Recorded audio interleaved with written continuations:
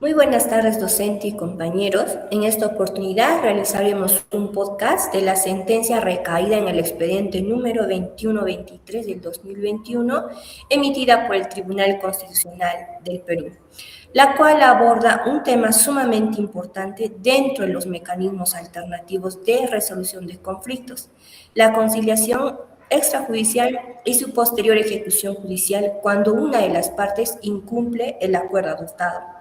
El presente caso resulta especialmente relevante porque nos permite comprender que la conciliación no siempre garantiza por sí sola la solución definitiva del conflicto, ya que si el acuerdo no es claro ni preciso o tal vez no existe un cumplimiento de buena fe, este mecanismo podría terminar trasladando la controversia al Poder Judicial. A lo largo de este podcast desarrollaremos 5 puntos. Primero, explicaremos el concepto de conciliación y la eficiencia de los sistemas conciliatorios en el Perú. Segundo, identificaremos cuáles fueron los asuntos conciliables dentro del caso. Tercero, analizaremos cómo debió aplicarse la ley de conciliación. Cuarto, señalaremos cómo pudo concluir este conflicto mediante el procedimiento conciliatorio. Y finalmente expondremos qué acciones son necesarias para que la conciliación sea realmente efectiva en nuestro país. Respecto a la premisa 1, la conciliación es un mecanismo alternativo de resolución de conflictos mediante el cual dos o más personas buscan solucionar voluntariamente una controversia con la ayuda de un tercero imparcial denominado conciliador. Su finalidad principal es evitar el desgaste de un proceso judicial, promoviendo el diálogo, el acuerdo y la satisfacción mutua de intereses.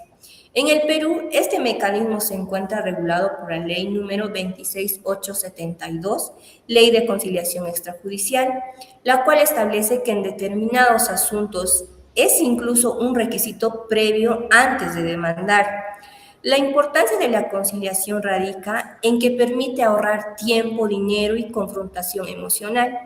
Además, el acuerdo plasmado en el acta de conciliación tiene valor legal y puede ser exigido judicialmente como si fuera una sentencia. Sin embargo, considero que aunque el sistema conciliatorio peruano es positivo, todavía presenta ciertas debilidades porque muchas personas acuden a conciliar solo para cumplir una formalidad y no con verdadera voluntad de solucionar el problema. Asimismo, existen actas que no son redactadas con suficiente precisión, lo que genera incluso nuevos conflictos en vez de extinguirlos. Sí, pues efectivamente, Adriane, la conciliación es un método muy eficaz en nuestro sistema jurídico, ¿no? Más porque la carga procesal la liberamos pues, del tema judicial. Entonces, esto es un poco más económico, mucho más rápido para resolver nuestros problemas que tengamos, ya sea como ese caso que es de familia, pues, ¿no?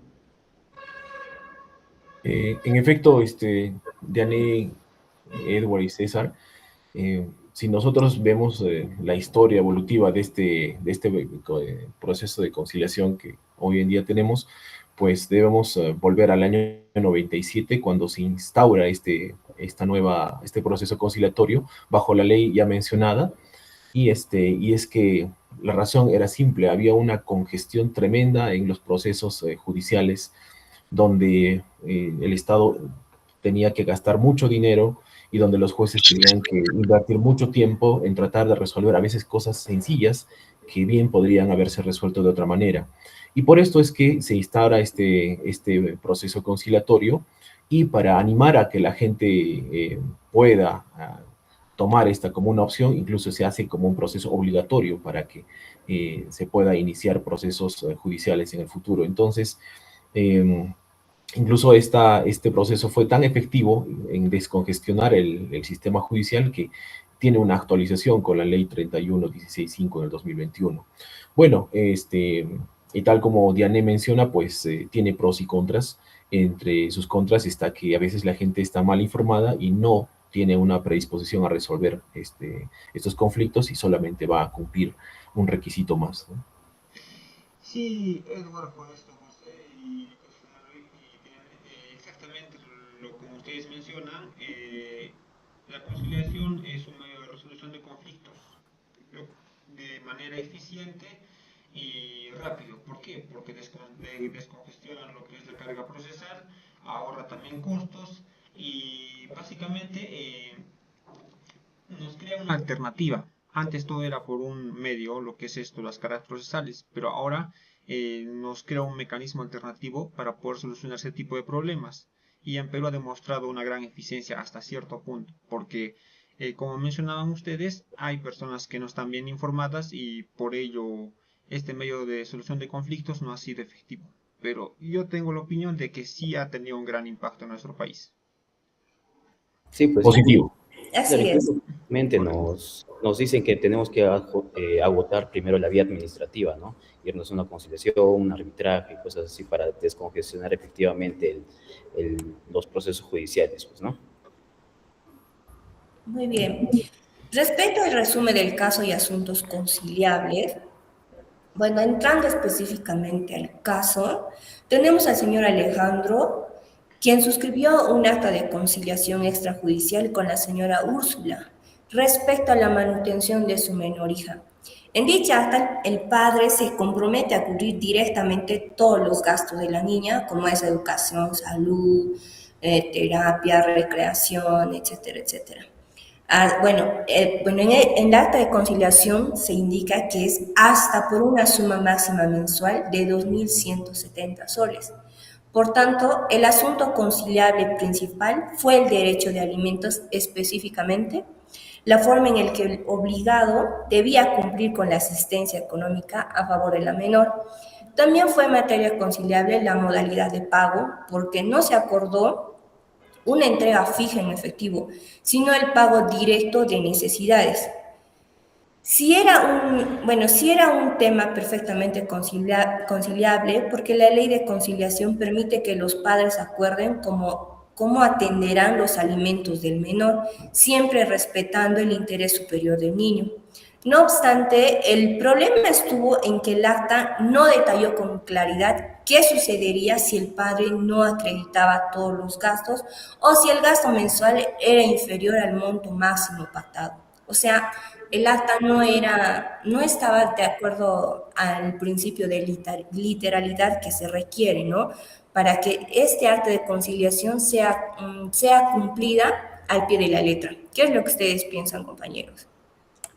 Sí, pues efectivamente, Daniel, como dice el Código Civil, se tiene que tomar de manera literal lo que se acuerde entre las partes. Entonces, aquí en esta acta de conciliación menciona que un máximo de 2.170 soles, y aquí pues la señora, la madre del menor, pide que se le dé un monto, o la diferencia en soles, en efectivo, de lo que cubre pues ese señor, ¿no? Cabe mencionar que el tema de alimenticios es un tema de vestimenta, recreación, comida, psicólogo y cosas así, pues, ¿no? Entonces, a mi parecer, eso, lo que pide esta señora es algo un poquito desubicado, pues, ¿no? Bueno, ciertamente, Diane y Edward, primero tengamos claro de que hay ciertos asuntos que son resolvibles, que se pueden resolver bajo este proceso conciliatorio. Hay asuntos civiles, asuntos de familia, asuntos laborales, y, y como el caso se presenta, pues el caso de Alejandro José Lozada Roca y Úrsula Carolina Lozada Roca, pues se circunscribe en asuntos de familia. Exactamente, se está viendo el tema de la pensión de alimentos y la debilidad de este proceso conciliatorio hecho entre estas dos partes es que el conciliador no tuvo la seriedad tal vez para informarse bien o formarse bien para que pueda plasmar ese conocimiento en este acta conciliatorio. Y como resultado, pues nos deja dudas, ¿no? O sea, solamente con observar el hecho de que el padre se obligó a cubrir directamente gastos de educación, salud, útil y seguro, terapia, recreación y movilidad hasta 2.170 soles, tal cual reza el documento, pues nos dice que este, el documento no tiene la seriedad del caso, no tiene la rigurosidad del caso, que es necesario como para hacer ejecutable este tipo de procesos conciliatorios, en caso no se...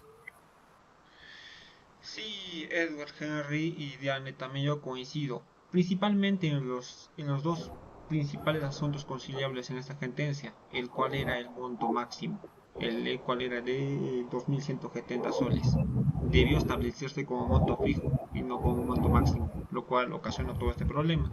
Y el segundo asunto conciliable, yo también creo que debía tomarse mucha importancia en ello, era el acreditar, la forma de acreditar el cumplimiento, los comprobantes de pago, lo cual no se registró y al final terminó ocasionando lo que es toda esta sentencia, porque si el padre hubiera tenido una forma de acreditar que él pasaba los montos, qué montos pasaba directamente al menor, se hubiera evitado todo este problema. Eso también era un asunto conciliable en la presente sentencia, compañeros.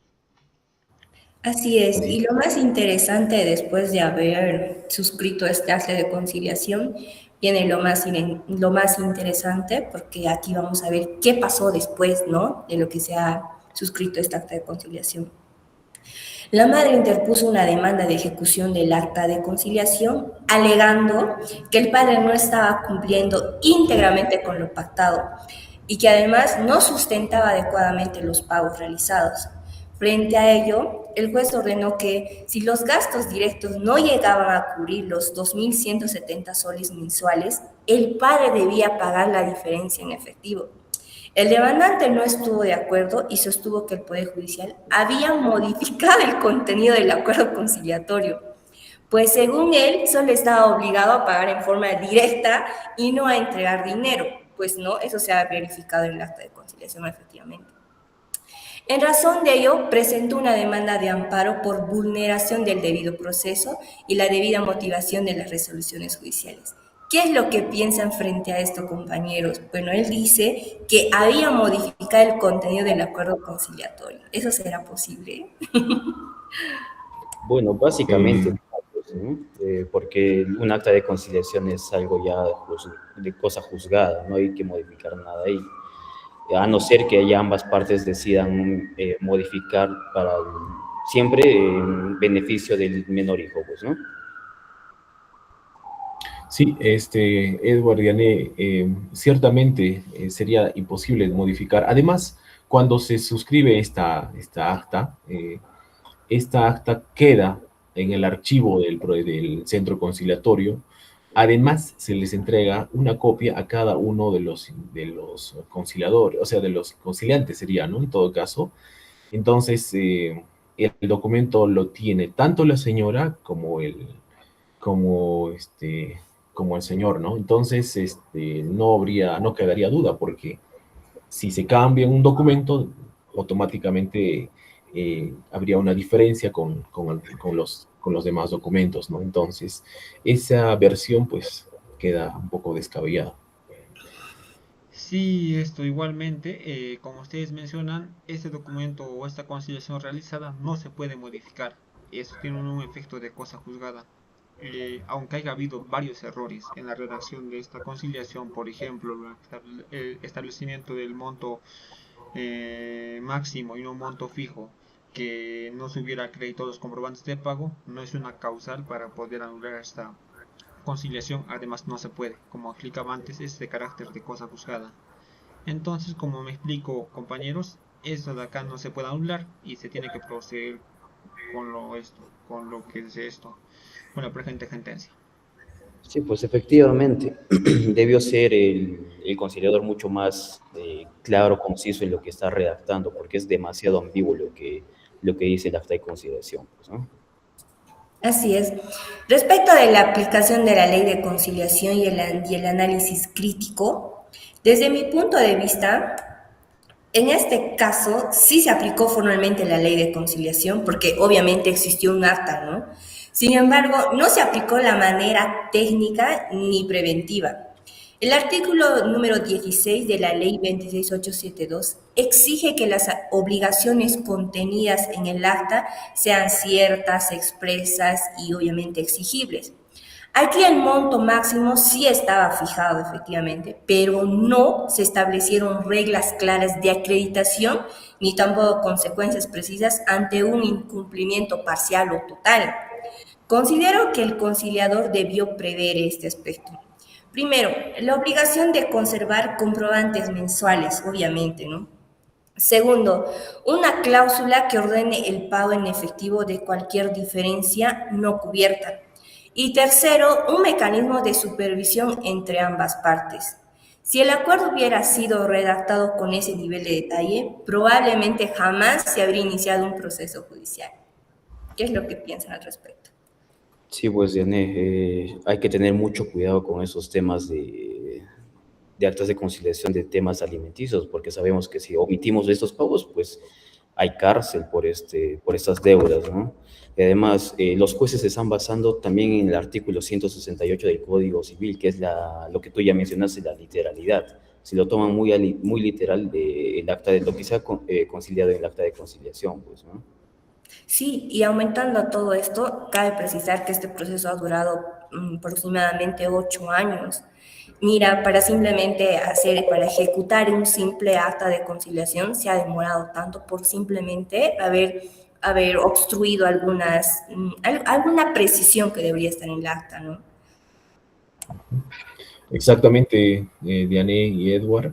Eh, Como mencionaste, este documento debería guardar ese elemento preventivo, ¿no? Como para que no se cree mayores problemas en el futuro. Sin embargo, al tener información ambigua, como Edward mencionaba, pues eso no sucede, ¿no? El hecho de que no se fije un monto fijo, uno, dos, el hecho de que no se le mencione al proveedor, al padre, de que los ingresos se vaya a hacer mediante una cuenta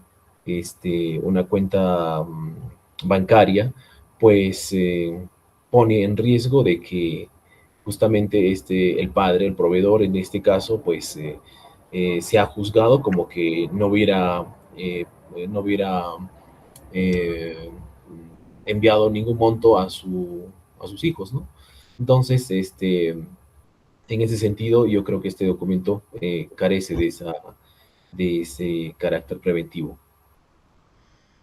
Coincido contigo, Henry, porque en esa parte han fallado seriamente lo que es los conciliadores, en este caso, esto, ¿no? Esa sentencia emitida, porque si se hubieran fijado desde un principio todos estos errores y se hubieran tomado medidas preventivas a futuro, se haya evitado todo este proceso judicial, lo cual hubiera reducido costos y hubiera ahorrado tiempo, lo cual se utilizó en el proceso. Y el que resultó más afectado de todo esto fue el padre, porque se le obligó a pagar básicamente otros montos. No pudo justificar mediante comprobantes de pago u otros medios. La situación resultó bien afectado, pese a que el conciliador en un principio pudo haber, como ustedes mencionan, haber tomado estas medidas preventivas o haber esto esclarecido bien esto, lo que es los montos. Claro. Respecto a ello, pienso que en realidad el afectado en todo esto ha sido el menor de edad. Porque si hubieran redactado bien, porque se supone que el acta de conciliación se hace en favor del menor de edad, porque él es el que va a percibir los alimentos. Pero como se ha realizado todo esto, que ha quedado no tan claro, entonces el único perjudicado vendría a ser el menor de edad, ¿no? Que ha Por tenido... supuesto, Diane, porque inclusive si este proceso continúa, el padre podría ser enviado a la cárcel. ¿Y quién Eh, sería el otro proveedor, no? Entonces, quién mantendría a estos hijos, y quién brindaría ese calor humano que necesita este niño, ¿no? Entonces, definitivamente el que pierde es el niño. Como sí, yo también estoy de acuerdo con lo que se emitió en la sentencia, de la cual se le denegó a lo que es el padre esto, lo que es la razón. Pero en la calle resultó afectado. Es cierto que el juez debe tomar el interés superior del niño, con lo cual estoy de acuerdo, pero el padre sí resultó afectado, como menciona Henry. Considero que, bueno, yo particularmente también estoy de acuerdo con la decisión, porque el padre no acreditó fehacientemente el cumplimiento total de la obligación alimentaria y pretendía ampararse en vacíos formales del acta para reducir una responsabilidad que él mismo aceptó voluntariamente. Cuando se trata del derecho de alimentos de un niño, la interpretación jurídica debe priorizar siempre la protección integral del menor. Sin embargo, mi acuerdo con la sentencia también es crítico porque si bien el tribunal resolvió correctamente el conflicto, el caso deja en evidencia que el sistema conciliatorio en el Perú aún tiene ciertas falencias, deficiencias en la elaboración técnica de sus acuerdos. Sí, pues efectivamente, ¿no, chicos? Es algo, hay varios puntos en qué centrarnos, en qué basarnos, pero ya como le he mencionado, los jueces se basan en la literalidad del acta, ¿no? Entonces, el señor Alejandro firmó el acta con 2170, ¿no? Y como tú ya lo dijiste, Diane, se vela por la integridad y la supervivencia del bien mayor, que en este caso es el menor, pues. Sí, pero por otro lado, solamente por observar, ¿no? Que también se tiene que ver por el bien final del padre, ¿no? Porque si su ingreso es de 2.200 soles y le ponen 2.170 como monto mensual para su hijo, pues imagínense con qué dinero se queda él. Pero es que justamente por eso en el acta de conciliación lo que va a prevalecer es la voluntad de las partes. Yo puedo tener 500 soles de ingreso mensual, pero si yo estoy de acuerdo con que voy a pasar 1.000 soles, no sé, yo veré qué hago, no sé, venderé mi casa, venderé mi ropa, mis zapatos, pero esa es la voluntad que yo quiero. Entonces, porque prevalece la voluntad, es que yo tengo que pasar hasta cuánto yo puedo pasar. Entonces, Pues, hay que tener muy en cuenta es la voluntad probable. de las partes. Claro, bueno, a lo que invita este documento a interpretar es que es probable que el padre en algún momento del año pues tenga buenos ingresos y en otros no. Por eso le ponen fecha máximo, un monto máximo de 2.170, ¿no? Pero en este tipo de documentos esos montos no sirven, porque tiene que haber un monto fijo de acuerdo al ingreso del padre, ¿no? Sí, De acuerdo al monto fijo, tendríamos que verlo ya en un proceso judicial de alimentos. Estamos hablando de un acta de conciliación que tiene que prevalecer la voluntad de las partes. Claro, por supuesto. claro, y además también recordemos que este monto que se designa es en base a los ingresos más que todo, ¿no? Porque si una persona que percibe un sueldo básico, imposible que esté dando el doble de lo que percibe, pues no es irrisorio esa parte. Claro, obviamente cada uno se mira lo que puede, también uno no es loco, pues para allá, yo gano 500 y voy a dar 3.000 soles, no pues, ¿no? Cada uno tiene que medirse, porque es un acta de conciliación. O sea, en lo Eso fue particular, exactamente lo que es el error, establecer como un monto máximo. Debieron quedar un monto fijo, entonces se habían evitado todos estos problemas. Exacto, esa era la solución. Y bueno, Entonces, Diane, ¿qué se debe hacer para que la conciliación sea realmente efectiva? para que no haya falencias como estamos viendo en el presente caso, desde mi punto de vista considero que el acta de conciliación ha tenido que ser precisa, detallada, exacto, para que no haya todo este embrollo y demorar tantos años en un proceso judicial y el único perjudicado aquí sea el menor de edad. sí, Claro. efectivamente, me imagino que ahí ha fallado el conciliador como tal en el momento de hacer la redacción o de guiar a las partes en cómo debería ser para evitar demandas judiciales como esta, ¿no? Porque como ya lo hemos mencionado ya reiteradas veces, el único perjudicado en este asunto es el menor de edad. Exacto. Bueno, Exactamente. Yo, así- yo digo de que como Diane y como Edward, pues la reacción es básico en este tipo de documentos, debe estar todo claramente escrito, expreso, y debe indicar montos fijos, formas de pago, que es importantísimo, ¿no? Eh, lo más recomendable es que sea por transferencia. Lo otro que también podrían haber hecho las partes es que posteriormente haber realizado o suscrito esta acta de conciliación, al ver estas falencias o deficiencias que había en el acta de conciliación, se podría haber convocado a una nueva audiencia para tal vez subsanar todas esas observaciones que un acta que contenía la primigenia, ¿no? El acta de conciliación primigenia. Claro, en todo caso, se debió llamar a una un nuevo proceso conciliatorio, ¿no? Claro, Sí, efectivamente. exactamente eso de ahí. Tenían que esto, ¿cómo se llama? Llamar a un nuevo proceso conciliatorio porque en la presente acta tuvo que ser más expreso la redacción, tuvo que indicar los montos de pago y además tuvo que presentarse los medios de prueba, como los comprobantes de pago o cualquier tipo de esto, de medio de prueba para poder comprobar que se está pasando al menor el monto que se acordó en la conciliación, lo cual no se quedó y terminó todo en esto. Por ello, es debe ser esto bien, debe ser como una obligación especificar todas estas cosas en una conciliación para evitar estos problemas a futuro. Sí, pues Así. porque a mi parecer quien falló en todo este asunto desde el principio fue el Centro de Conciliación, porque ellos se basan en el Código Civil, porque la conciliación es parte del proceso civil. Y ahí textualmente dice eso, ¿no? Que se va a dar lectura o se va a dar efecto a lo que literalmente dice. Entonces, mi Ya. parecer es, Exacto. Entonces, respecto a todo lo que ya hemos abordado, que me parece muy interesante, ¿qué propuestas darían ustedes para que la conciliación en nuestro país sea realmente efectiva? ¿De dónde tendríamos que partir? Yo creo que el principal, lo que debería esto, ¿cómo se llama? Aplicarse en toda conciliación es indicar hasta el más mínimo detalle, que no debe escaparles nada, porque eso es lo que ocasiona los problemas. Cuando tú dejas escapar algún detalle pequeño, como decir monto máximo, monto fijo, ahí es donde ocurren los problemas. Y esas vulneraciones algunas partes tratan de aprovechar. Entonces, eso debe especificarse. Una conciliación como en acá se pudo ver, afectó bien esto, le afectó al menor. Entonces, eso debía especificarse bien. Esa sería mi propuesta. Concuerdo totalmente contigo, César, pero yo partiría primero, bueno, nunca hay una capacitación conciliatoria, pero mi propuesta sería de que deberían de mejorar la capacitación de los conciliadores para que estas actas sean más detalladas, más cerradas tal vez, fortalecer la cultura de cumplimiento voluntario, ¿no? Y crear mecanismos de seguimiento posterior en materias de familia, sobre todo.